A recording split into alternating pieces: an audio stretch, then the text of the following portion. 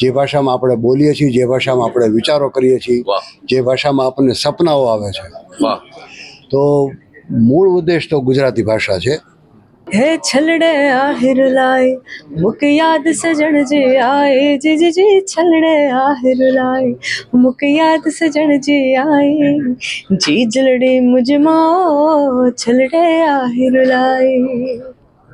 લોકપ્રિય ગાયિકા ઈશાની દવે સંકુશ એન્ટરટેનમેન્ટના સહયોગ સાથે બદલાવ ચેપ્ટર 1 નામના ભવ્ય લાઈવ કોન્સર્ટ પ્રોડક્શનને રજૂ કરવા જઈ રહી છે.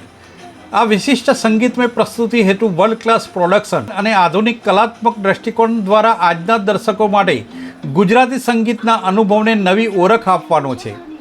ઈશાની દવે અને અંકુશ એન્ટરટેનમેન્ટ દ્વારા બદલાવ ચેપ્ટર 1 એક ઐતિહાસિક લાઈવ ગુજરાતી સંગીત અનુભવ કરાવશે. આ કાર્યક્રમ માત્ર પરંપરાગત સંગીત પ્રસ્તુતિ પૂરતો મર્યાદિત નથી, પરંતુ આજની સંસ્કૃતિને ઉજાગર કરવા માટે અને તેની ઊંચાઈ આપવા માટેનો એક અનોખો પ્રયાસ છે. પરંપરાગત તેમજ આધુનિક ગુજરાતી સંગીત એવા આધુનિક ફોર્મેટમાં રજૂ કરવામાં આવશે જે નવી પેઢી સાથે સરળતાથી જોડાઈ શકે અને સાથે સાથે પોતાની સાંસ્કૃતિક પરંપરાઓ સાથે મજબૂત રીતે સંકળાયેલું રહે. આ કાર્યક્રમ આગામી 6 જૂનના રોજ શંકુ ફાર્મ એસજી હાઈવે અમદાવાદ ખાતે યોજાનાર છે.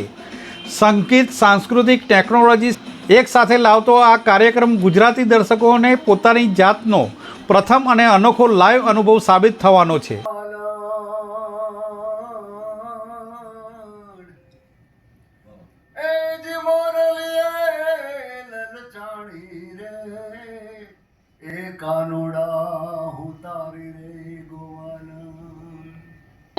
હું છું ઈશાની દવે અને અમે લોકો 6ઠી જૂને અમદાવાદમાં શંકુસ ફાર્મમાં કોન્સર્ટ કરીએ છીએ, ગુજરાતી કોન્સર્ટ. અને 4 વર્ષથી આની પાછળ મહેનત ચાલી રહી છે. 4 વર્ષથી બ્રેઇન સ્ટ્રોમિંગ જ ચાલી રહ્યું છે કે કયા ગીતો લેવા, કેવી રીતે લેવા, એને ક્યાં મૂકવા, કેવી રીતે મૂકવા, આ બધું ચાલી રહ્યું છે. અને પ્લસ પ્રોડક્શન, લાઇટ્સ, સાઉન્ડ, આ બધી વસ્તુ પેરેલલી બધી જ વસ્તુ ચાલી રહી છે. અને મને એવું હતું કે જે ઇન્ટરનેશનલ લેવલના કોન્સર્ટ થતા હોય છે કે જેમાં બધા મનોરંજનના બધા પાસાઓ કવર થતા હોય છે, એ આપણી ગુજરાતી ભાષામાં કેમ? એટલે અમે લોકો સતત બ્રેઇન સ્ટ્રોમિંગ, સતત વિચારો ચાલતા હતા. અને ધીરે ધીરે રોજ કંઈક ને કંઈક અને હું બધું લખતી જતી હતી. અને પછી ઇવેન્ચ્યુઅલી જે આ કોન્સર્ટ થઈ રહ્યો છે એમાં ઘણો બધો વિચારોનો એક વિચાર કરીને અમે લોકો મૂકવા જઈ રહ્યા છે. મ્યુઝિશિયન્સમાં જ રફલી આઈ થિંક 30 જેવા મ્યુઝિશિયન્સ છે. મુંબઈથી અમુક મ્યુઝિશિયન્સ આવે છે, ગુજરાતના અમુક પ્રદેશમાંથી મ્યુઝિશિયન્સ આવે છે, સિંગર્સ, બેકિંગ વોકલ્સ, એવરીથિંગ. એટલે ખાલી 30 થી 35 મ્યુઝિશિયન્સ છે, ટેકનિશિયન્સ અલગ છે અને ડાન્સર્સ અલગ છે, બહુ બધા છે. અમે ગણે પણ આઈ થિંક મને લાગે છે 100-150 ની ક્રૂ થતી હશે. મણિયારો હલુ હલુ થેરવીજો રે, મણિયારો હલુ હલુ થેરવીજો, હે મુજા દલડા, એ મારા મનડા, એ મારા હૈડા, હે મારો હૃદય ઉદાસીમાં હોય રે, છેલ મુજો હાલારી મણિયારો કે ભેણ મુજો પરદેશી મણિયારો. જો પહેલી વાત તો ગુજરાતી ભાષાના અસ્તિત્વની છે. આપણે કોઈ ક્રિટિસાઇઝના અર્થમાં નથી કહેતો, પણ કોન્વેન્ટ કલ્ચરની અંદર જો આપણે અપગ્રેડ થતા રહીશું તો પહેલું નુકસાન ભાષાને જશે. જે ભાષા આપણી મા પાસેથી આપણે શીખ્યા, જે ભાષામાં આપણે બોલીએ છીએ, જે ભાષામાં આપણે વિચારો કરીએ છીએ, જે ભાષામાં આપણને સપનાઓ આવે છે, તો મૂળ ઉદ્દેશ તો ગુજરાતી ભાષા છે. પછી મારો એજ આ લોક ગાયક તરીકે ગુજરાતના લોક સંગીતને હું વધારે પ્રાધાન્ય આપું, કારણ કે મને એ ગાવા મળ્યું છે. તો આ કોન્સર્ટની અંદર જે નવી જનરેશન છે આપણી, એ નવી પેઢીને સુધી જો ગુજરાતી લોકસંગીતને, ગુજરાતના લોક સ્વરોને, ગુજરાતી કવિતાને, ગુજરાતી સાહિત્યને જો નવી જનરેશન સુધી કલાકારો નહીં પહોંચાડે તો મને લાગે છે કે એનો સૌથી વધારે ભોગ ગુજરાતી ભાષાની વાત છે.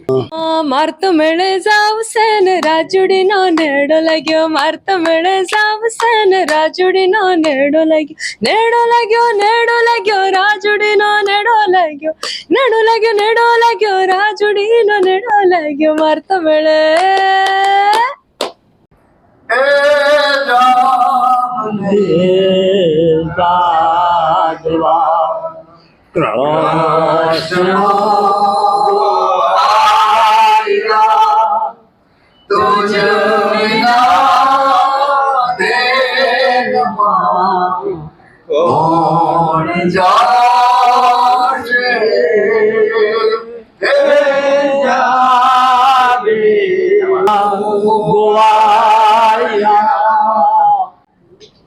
આ ગુજરાતી ભાષાના ઘણા બધા શબ્દો, ઘણી બધી વાતો, ઘણી બધી ફોક સ્ટોરીઝ, લોકગીતો આ બધું વિસરાતું જાય છે.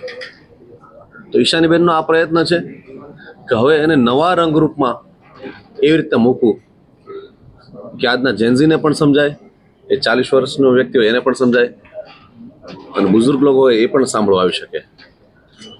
એવી રીતના મને એવું લાગે છે કે ઈશાનીબેનનો આ ઈશાની દવે કોન્સર્ટ આજે શરૂઆત કરી રહ્યા છે ચેપ્ટર 1ની.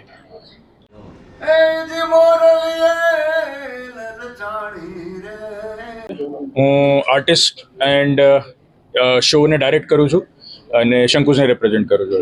8 થી 10 હજારનો ક્રાઉડ અમે એક્સપેક્ટ કરી રહ્યા છીએ, અને સેફટીની વાત છે તો જેટલા પણ ગવર્મેન્ટના જેટલા પણ લાઇસન્સીસ છે કે પરમિશન છે એ બધી જ લેવાના છે. સીસીટીવીથી લઈને ફાયરથી સિક્યોરિટી બધી જ વસ્તુઓનો આપણે ફૂલ પ્રૂફ પ્લાન કરેલ છે. હે છલડે આહિર લાય મુક યાદ સજણ જે આए જી જી છલડે આહિર લાય મુક યાદ સજણ જે આए. કૃષ્ણ ગોવાળિયા તુજ વિના ધેનમાં કોણ જાશે. Report by Ashwin Limbachiya, Bharat Mirror, Ahmedabad.